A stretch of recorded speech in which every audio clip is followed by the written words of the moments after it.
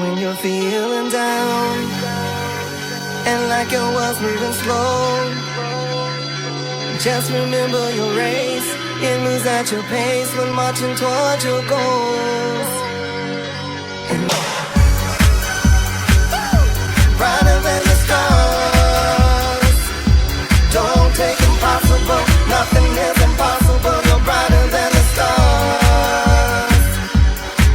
An angel, angel, angel, soaring like an eagle, eagle, eagle. Nothing is impossible. Don't take impossible. You're brighter than the stars.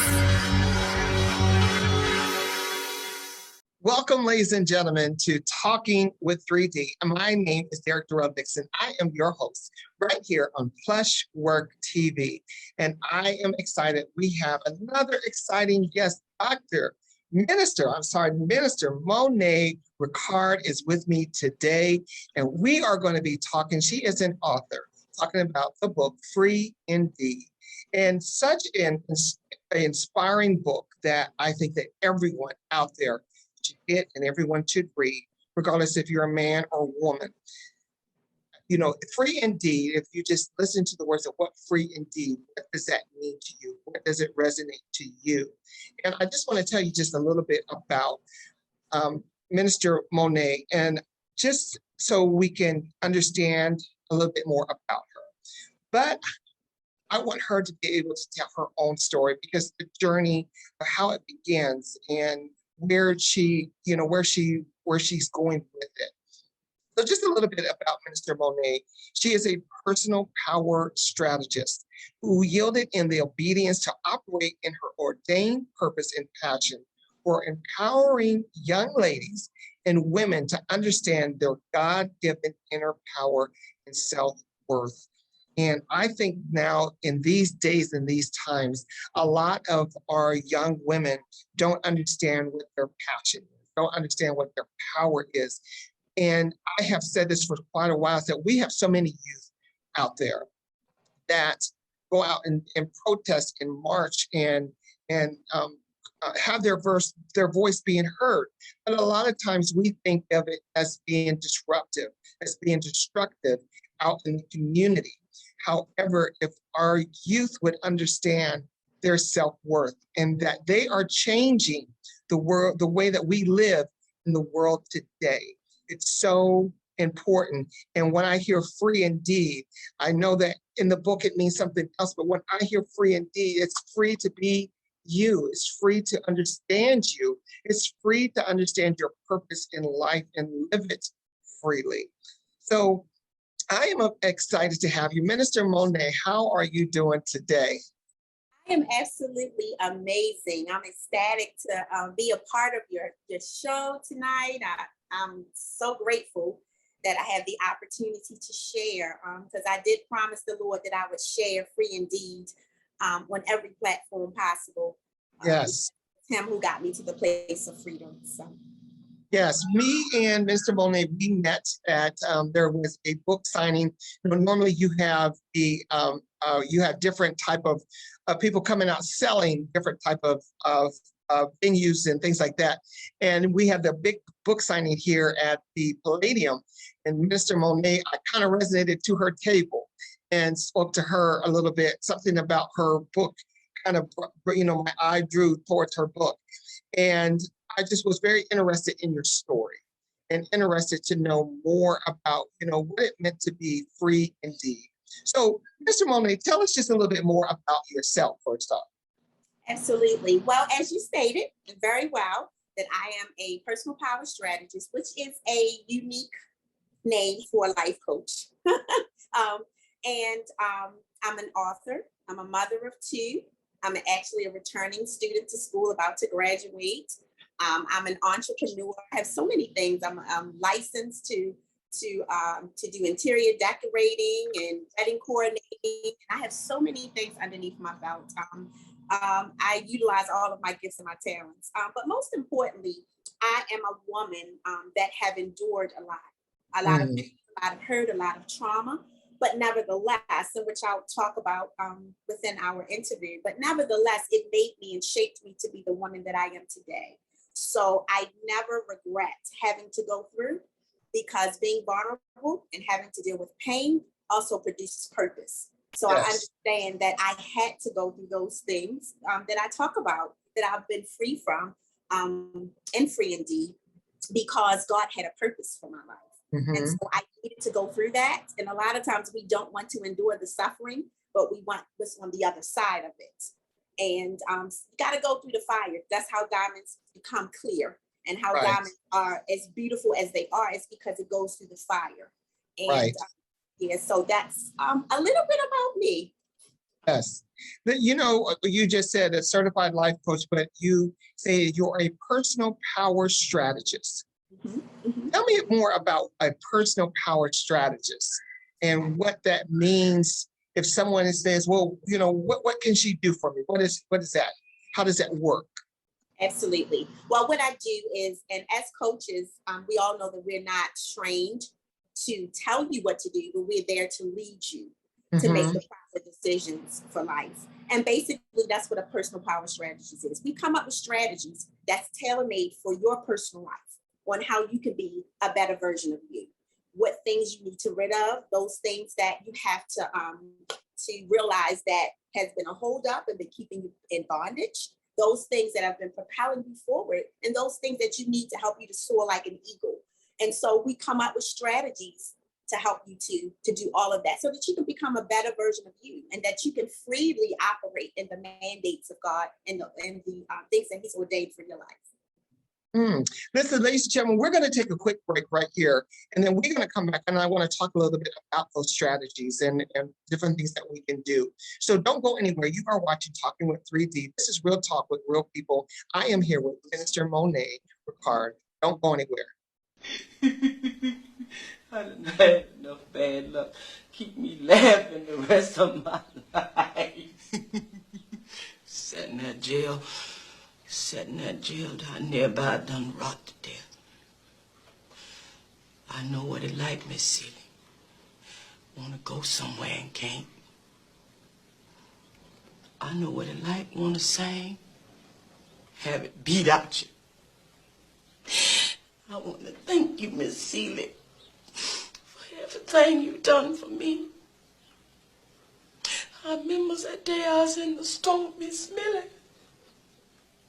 I was feeling real down. I was feeling mighty bad. And when I seen you, I know there is a God. I know there is a God. And one day I was going to get to come home.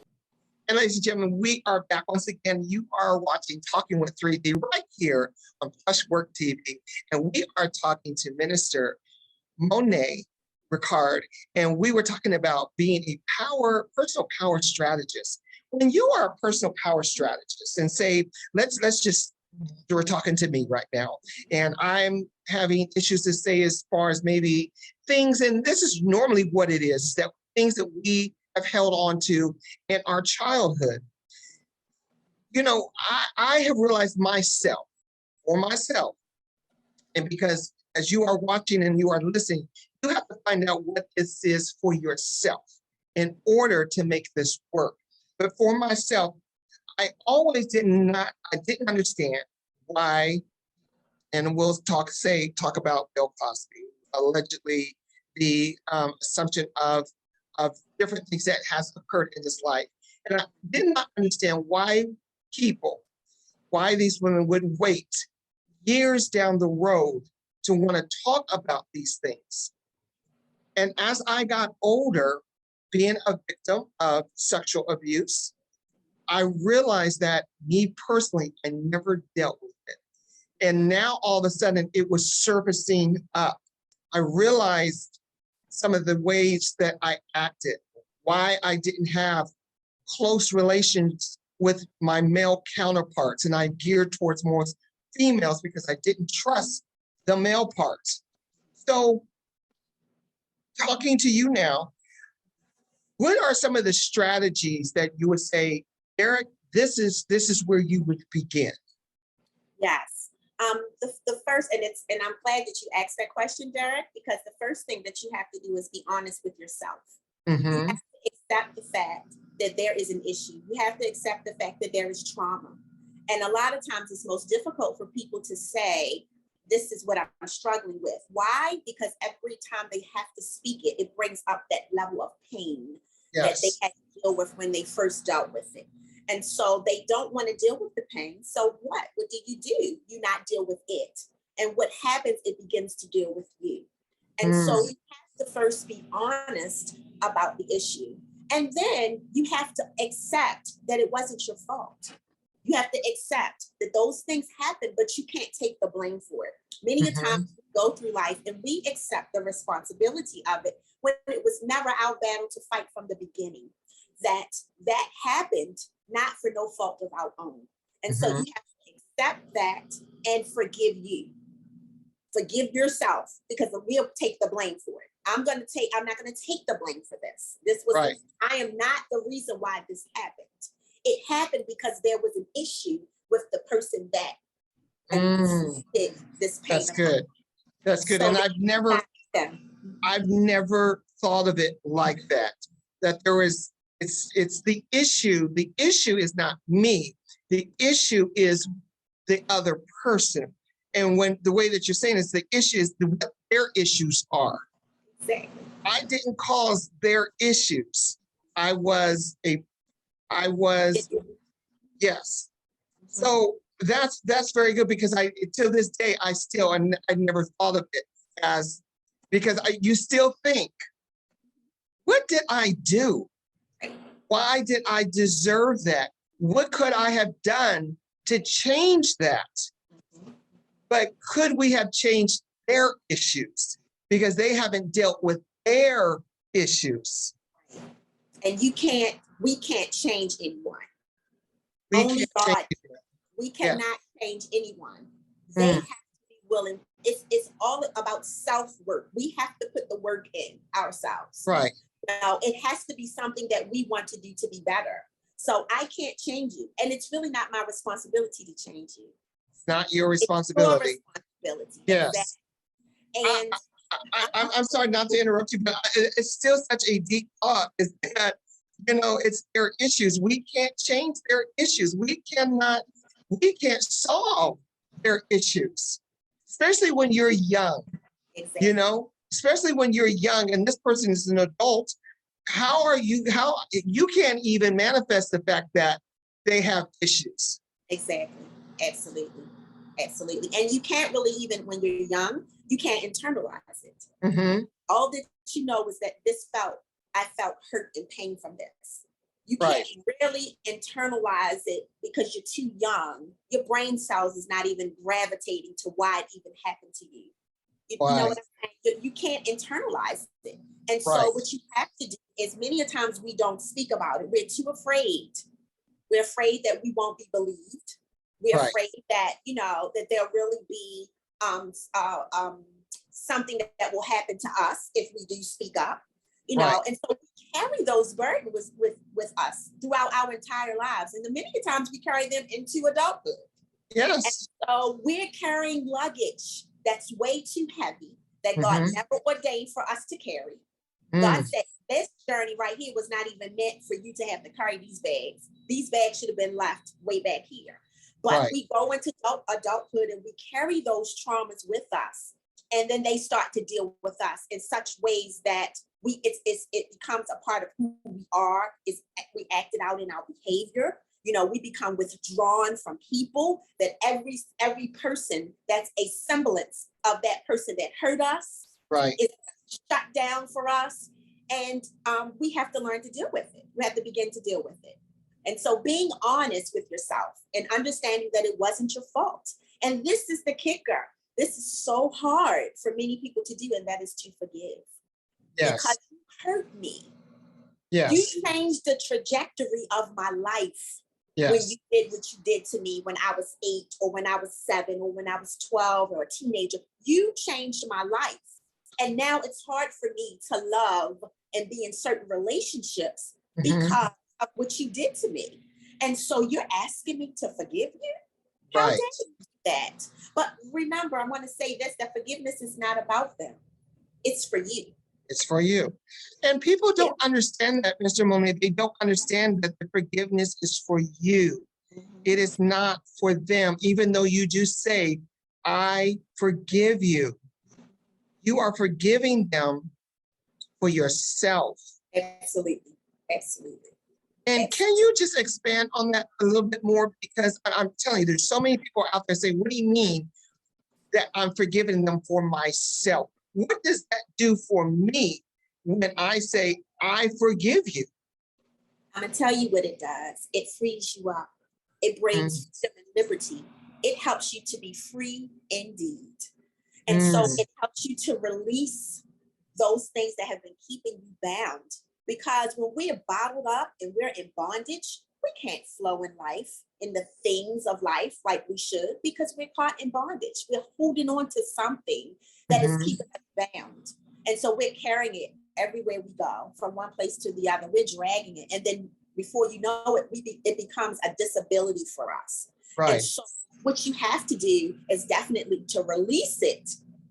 Saying I forgive you, that means that I literally am releasing it right in this moment. I forgive you because I need to be able to move forward in my life. And then I don't want to hold up all of the blessings that God has awaiting for me because I forgive you. And guess what? And I'm not being, I don't want to sound sarcastic, but are you really worth my blessings being held up? That's right. That's right. You really aren't. And I'll continue to pray for you and wish well things for you. But what I had to do was in the moment, I had to make sure that I got free. It was important because it became all about me. Right. You know, when I was the victim at the time and I wasn't saying anything, it was about you. But once I got free, it became about me. It became about me. And we are held up in bondage so much, you know, not even necessarily about being abused physically, mentally, verbally.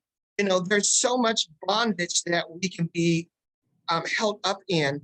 When things happen to you when you're a child, now you become in bondage of your finances. You become in bondage of, you know, relationships and friendships and everything, because you feel entitled that now I have to be a certain way around people because of my mess, because of what I'm carrying around.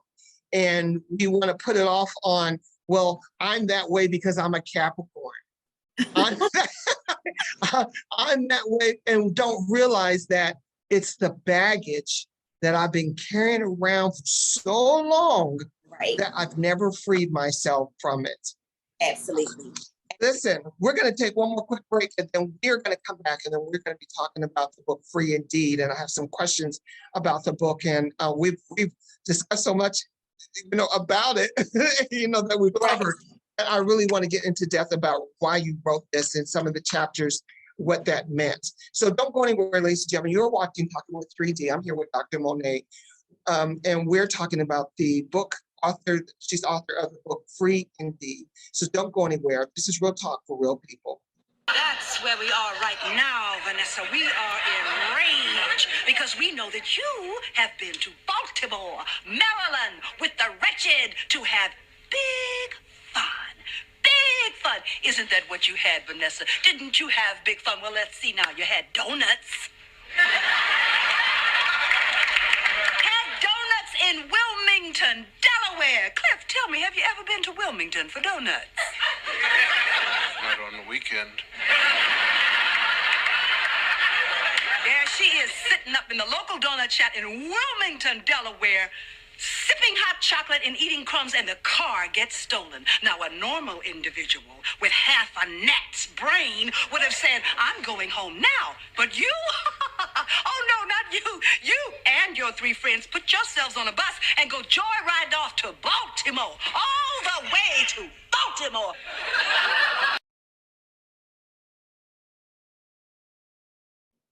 And ladies and gentlemen, once again, you are watching Talking with 3D.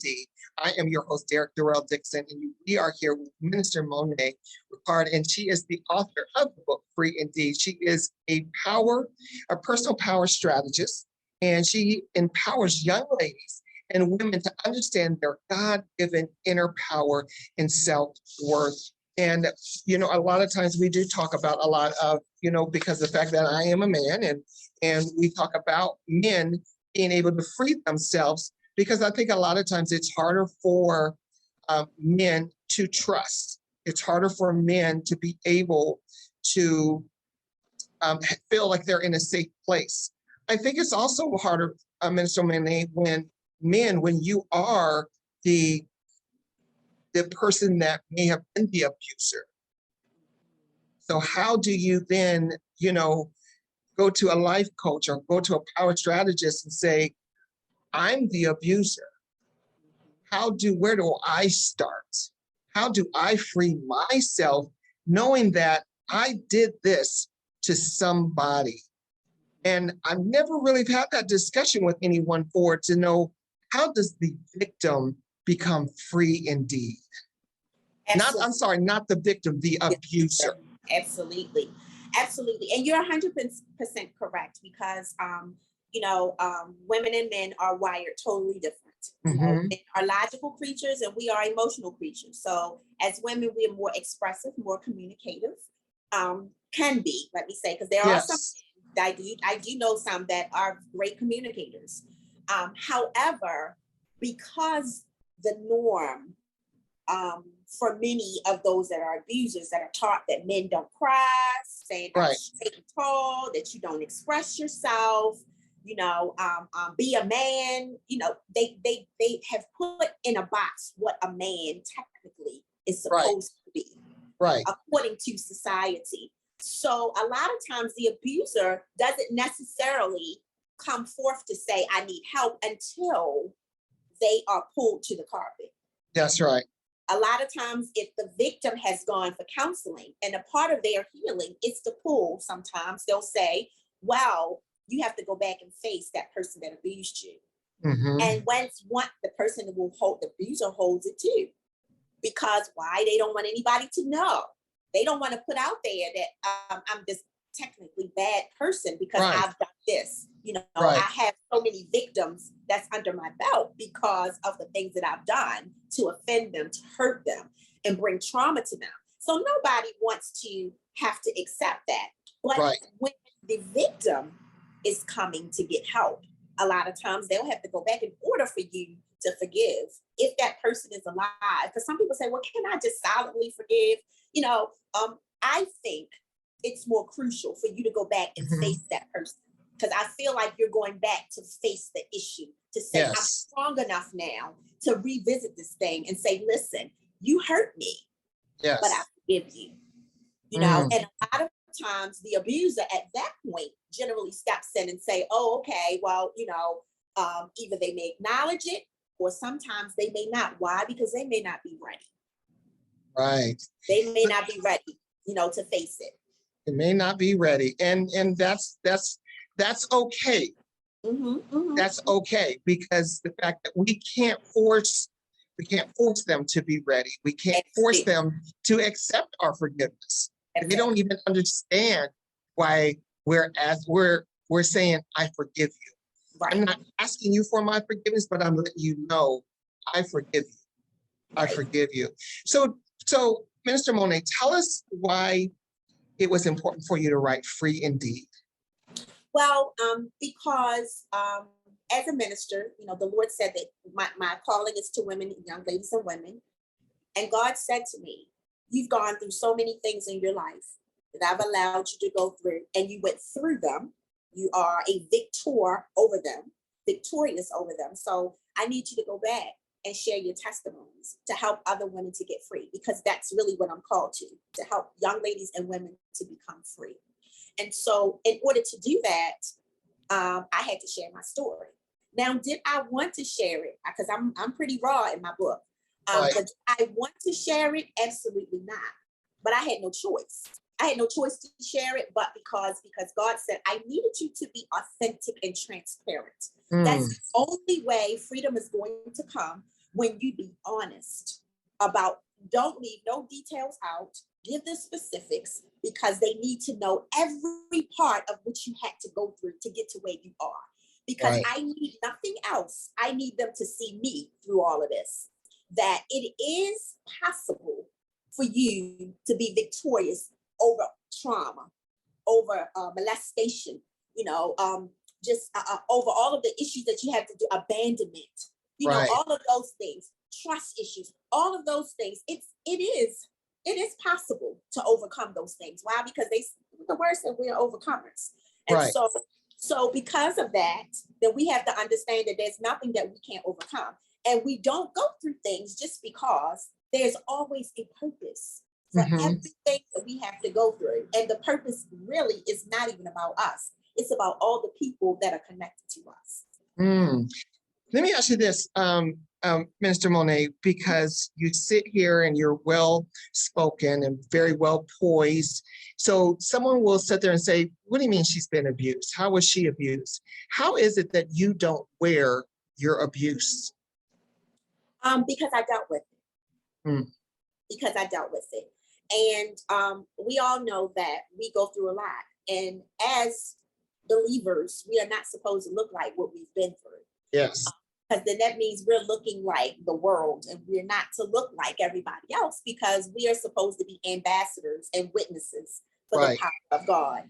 So for me, the way I'm able to get through it and not wear it is because I've dealt with it, because I'm free. Oh, there's a look that you have when you're free.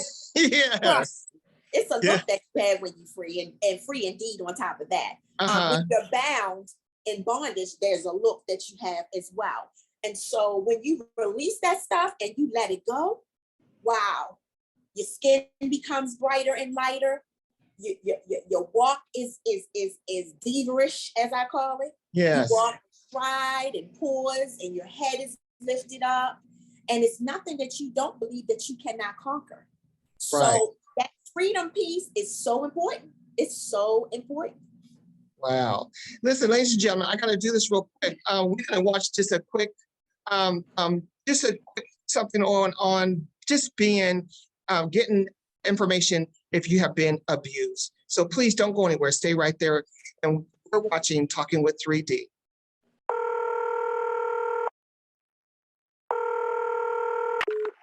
Operator 901, where's the emergency? 127 Brynmere. Okay, what's going on there? I'd like to order a pizza for delivery. Ma'am, you've reached 911. This is an emergency line. Large with half pepperoni, half mushroom. You know you've called 911. This is an emergency Do you line. know how long it'll be? Okay, ma'am, is everything okay over there? Do you have an emergency or not? Yes. And you're unable to talk because... Right.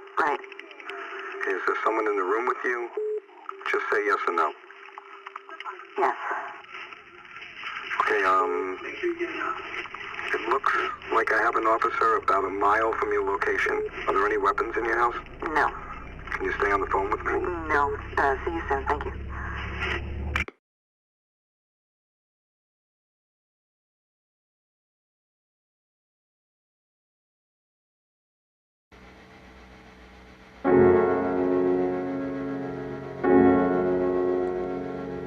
Nowhere in the corridors of pale green and gray, nowhere in the suburbs in the cold light of day, there in the midst of it, so alive and alone, words support like bone,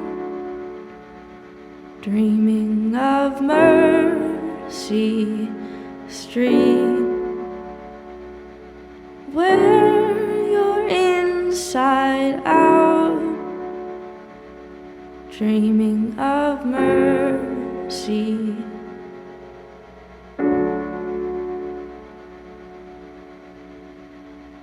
And we are back, ladies and gentlemen. We are here with author, Minister Monaye, Rikard, and about the book Free Indeed. I want to get into, I know we're not going to be able to get into all the chapters, but we're going to just talk about some of the chapters. I want to talk about the very first one, because that's what we have been talking about, is the power of forgiveness.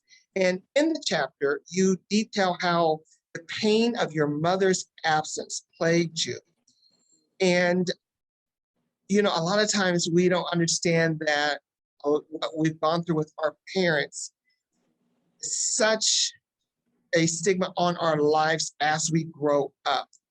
And you just, reading through a little bit of the chapter, knowing that your mother passed away almost immediately after you prayed to God to release your ill feelings towards your mother, did that ever make the forgiveness hard for you? Absolutely not. Absolutely not. I felt that I had done what I was supposed to do. Okay. And I felt like I was being given time. The Lord was giving me time to be able to forgive, to show her that I had forgiven her. And she could have been waiting to transition, but she couldn't transition until I had done my part. And so the transition came right immediately after. Like it was a shock to me, absolutely, because she had dealt with ovarian cancer. So she passed away literally a couple days after coming home. So I did not realize that it was going to be that quick and that soon. But nevertheless, I was free with that because I had done everything that I could possibly have done to try to build a relationship with my mother, even pull back. Because some people don't understand that sometimes you need to pull back from situations and let people mature, people grow, and then see if those relationships can be severed at that point in time. But our relationship had become toxic because she was toxic. Okay. She was a drug, she was addicted to drugs. So a lot of what she was dealing with was the demons of drug addiction. And so when I sat and I actually stopped looking at me, because sometimes we put, woe is me, this is happening to me. And I'm not saying to negate that, but once I sat in a quiet place and I said, let me just look at the totality of it. She's not just struggling with the relationship with you. She's struggling with relationships, period, because the drug is more important to her than anything else. Right.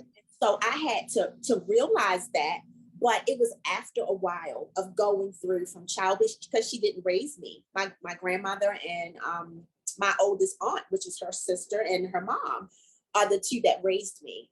But I thank God, because I look at the difference between my brother being reared by her and I being reared by my grandmother and aunt, and the lifestyle, the things that I was able to engage in, the things and the opportunities that I was able to embrace because of having a spiritual rearing and background. And two women that was there. And my dad, of course, my father was always there. So very close to my dad. I'm a daddy's girl. Okay. But my mom, our relationship was always estranged. And a lot of times people would say, you struggle in the relationship with your mom because your mom struggles with you because she tries so much to emulate you. Gotcha. Those are things that she see in you that she so desired to wish she had in herself, when all she just had to be was who she was. Right. Because that's what I was looking for.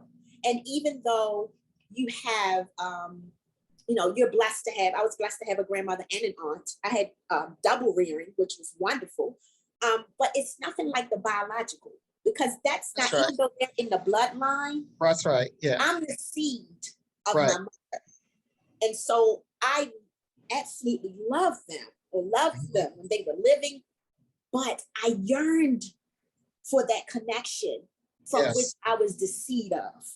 And so people don't really understand that. They said, well, you have a wonderful grandmother, a wonderful aunt. Yes, I did.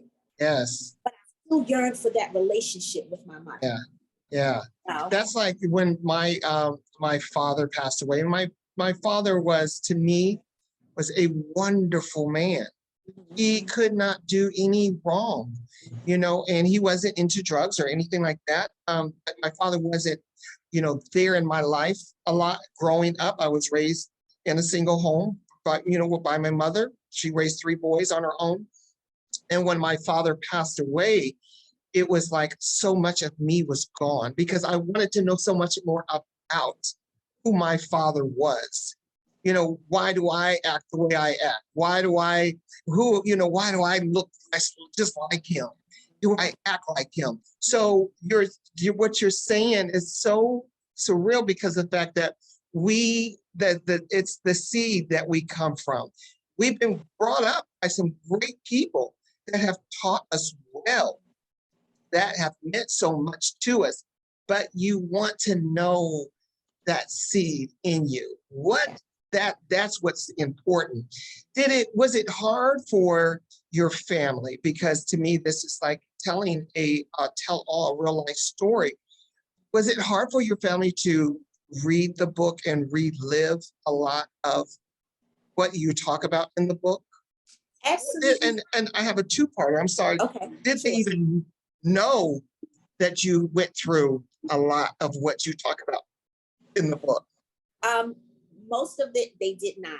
Like my daughter, she read and she said, Mom, I never would have thought that you went through that because you masked it so well. And being reared by two women that were very strong women, but they were also, I call them in the book, I was raised by wolves because they was tough. They were literally tough. And unfortunately, the tough side of it, they projected on me. That's what I saw, right? So, and I realized that it was because it was hurt that they was covering, that they had not done it. That's why they were so tough, like, things like put your big girl drawers on and stand up. Suck it up. Suck it up. Yeah. Don't make sure you can do everything for yourself. And when you have a man, he's an added to what you can do. And you make sure you stay in the driver's seat. And I'm saying to myself, well, what about the man being the head of the relationship? In the marriage, what about all of that? I don't want to be in the driver's seat. I want to be in the seat I'm supposed to be in. Right. But for them, because they hadn't dealt with their hurt and pain, that was the way they chose to matriculate through life. And so for the longest time, that's the way I did also. And so until I dealt with my whole abandonment piece, because I went through abandonment, and with abandonment and trust, they aren't friends. Right. So I was, not only did I go through abandonment, but I had trust issues. Because every time I would allow my mother to come back into my life, because I was so excited about us trying to form the relationship, then she would do something to leave. And so that made me have trust issues. I would be vulnerable to you coming back because this is something that was near and dear to me. But then as soon as you do that, then you depart. Right. And then there's a period of time, or when you did come, there was a whole bunch of drama. And me and drama are not friends. We don't work well together. Right. So I will remove myself. When I see all of that drama. So I had to kind of pull back. And I want to let people know that pulling back is not a bad thing, because that's also healthy for you. That's Why right. stay somewhere where it's toxic, where there's a lot of drama? That's added pressure. Pressure on top of the trauma that you're already in, the pain that you're already dealing with. So I chose to pull back, and she would come back. But the most important thing for me through all of this was that I prayed that the Lord would save her, and God honored my prayer. And so that's most important to me. If the relationship had never severed ties again, if we never built or expound upon anything, I knew that she had a relationship with God. And I knew at some point in time that would convict her at some point to say, I need to do better as a mother. But the only thing with that was that she was still struggling. So, I'm saying, okay, I'm introducing you. And she was, as long as we had a period where we were in relationship, she was going to church and, all of that. But then no soon as something happened traumatically in her life, then she would go back to that which was familiar, that which made her feel good temporarily. And then that separated us all over again. So, it was a vicious cycle. Yeah. In chapter 4, you talk about a nervous breakdown for a spiritual breakthrough. And you share how the choices, your husband in your first marriage affected you negatively. That, did you ever look back? Do you look back now and wish that, you went through something where you were so depressed, you was in a dark place, the world was out of control, you called your job and to get some help? Do you look back and then wish that you could have stayed at Shepherd Pratt, that you went to Shepherd Pratt for a time to a therapist, and did you want to, how do you recall that, should you stayed at that place, or how did you move on? Why did you move on? Well, absolutely not. If I went to Shepherd Pratt, it would be because I was going there as a therapist, but not to stay there. Because that really, I say a spiritual breakthrough, because really God was transitioning me at that point. I couldn't see it because the pain was so deep, and I was crying out. When you have a nervous breakdown, you're really out of self.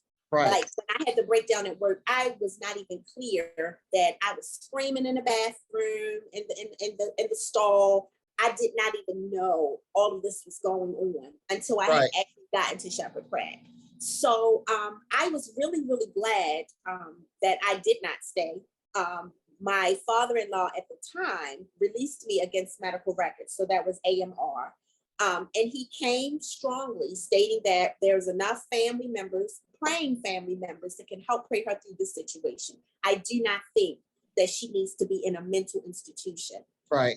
And the more I started looking at, and I laugh at this now because I talked to the therapist and I told him, I said, well, if I stay here, I'm not crazy, but if I stay here, I'm gonna be crazy. I'm gonna become crazy. Right. Right. So they said, well, don't say that. The people are here, they are crazy. They're challenged. Okay, call it what you want, but I know what I see. Right. But nevertheless, me being there, I think, or me leaving, should I say, I think was the best decision that I could have made, because it allowed me to heal, but just healing just me and God. I was in a place where, God could really get all of my attention and help me heal day by day. Yeah, so being there, leaving there was probably the best decision. Yes. Listen, and once again, ladies and gentlemen, I'm here with author Minister Monaye, and we're talking about the book Free Indeed. There's chapters in the book, The Power of Forgiveness. It's not about the cover, it's about the content.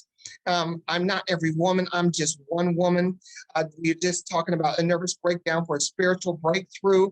Also, the paradox of control. I am who God says I am. The truth will set you free. Also, the diagnosis. The diagnosis is how you process your healing, your wholeness from breast cancer, and came by the way of God's miracle power through unwavering faith. Just share a little bit about that process. What was the faith? Did you fear did fear ever try to creep in when you were going through the diagnosis? It tried to creep in, but I must say that God will always give you what you need to go through the journey and through the process. So before entering into it, he said, try my servant Monaye. Like he said, try my servant Job. He said, try my servant Monaye. Yes. So my pastor had actually began doing a series on faith. And so, when you are hearing the word, you're digesting the word, you're going to be tested on the word. Yes. And when you say, I want to live by faith and not by sight. And so as a women's director of the women's ministry, I was tested first. Okay.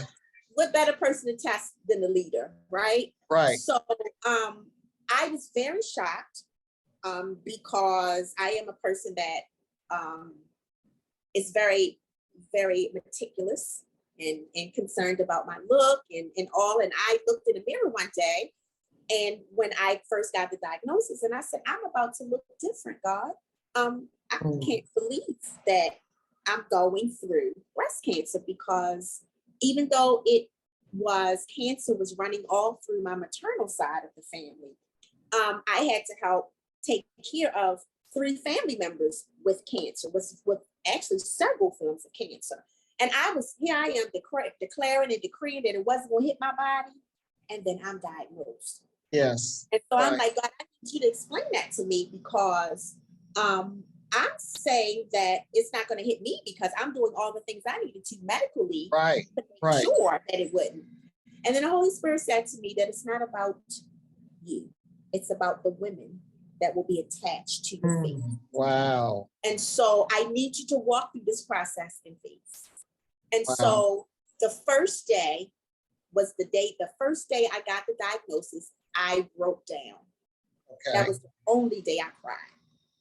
Every day throughout the process, when I went to St. Joseph's Breast Cancer Center, they was like, oh, here comes sunshine. You just brighten up the day. You're brightening up the room when you come in.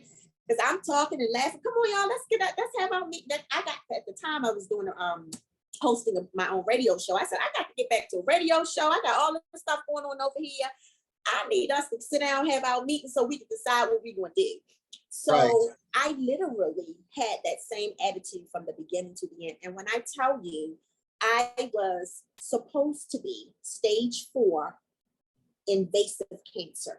I was stage 0 non-invasive. Wow. And so having to have a mastectomy, and then I did also, because I didn't have a choice because the whole breast was filled with cancer. But they said this is a miracle as well. They said that they don't know how long I was carrying it. Wow. They said it had to be for some years. Yes. And genetically, doing the genetic testing, they said we tested, and God always used me as either the first time something is happening or it's the last thing on the shelf waiting for me. But they did genetic testing of 78 chromosomes. They had never done that before. They only did 36 chromosomes. They did 78, and they said, nowhere does it say positive in your genetic testing. It's all negative. So the blessing to that is that it stopped with me. So my children won't because it stopped with me. So it's so many miraculous things that God did through that whole entire process. And I said, Lord, I promise you that I'm going to tell the world because they need this power. Yes. Listen, we are running out of time. Minister Monaye, tell everybody where that they can find the book, Free Indeed. Absolutely. It was on my website, but my actual website designer is rebranding because I have so many facets and she wants to put them all under one umbrella. So it's under construction right now. So if you want to purchase the book, just inbox me.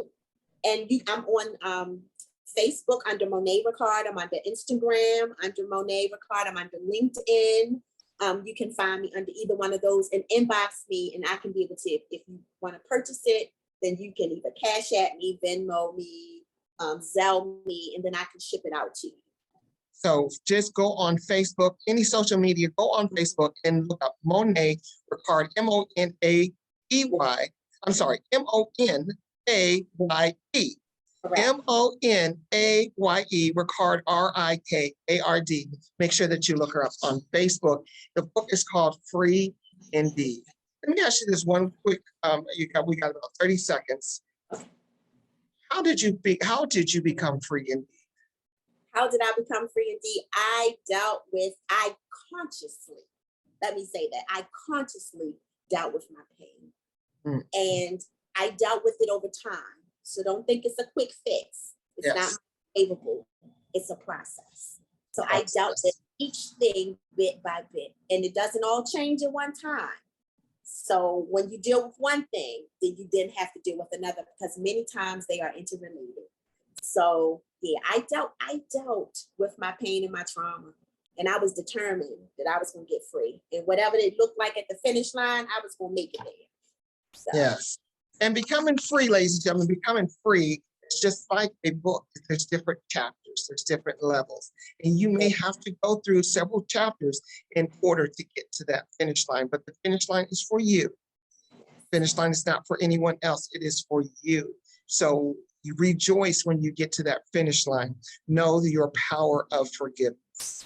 Minister Monaye, I want to thank you so much for coming on Talking with 3D and just being vulnerable about your story.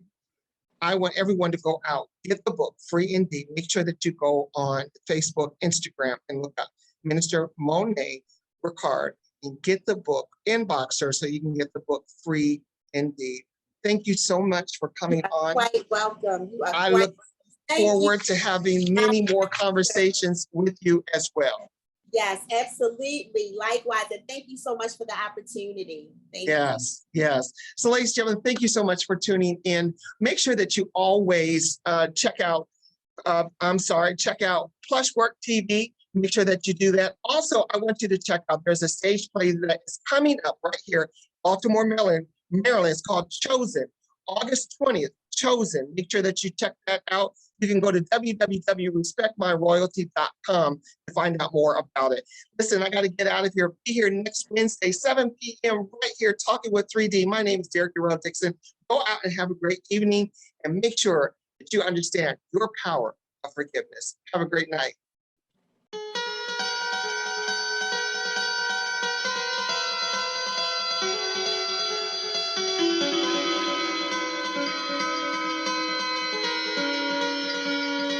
When you're feeling down and like your world's moving slow, just remember your race. You lose at your pace when marching towards your goals. And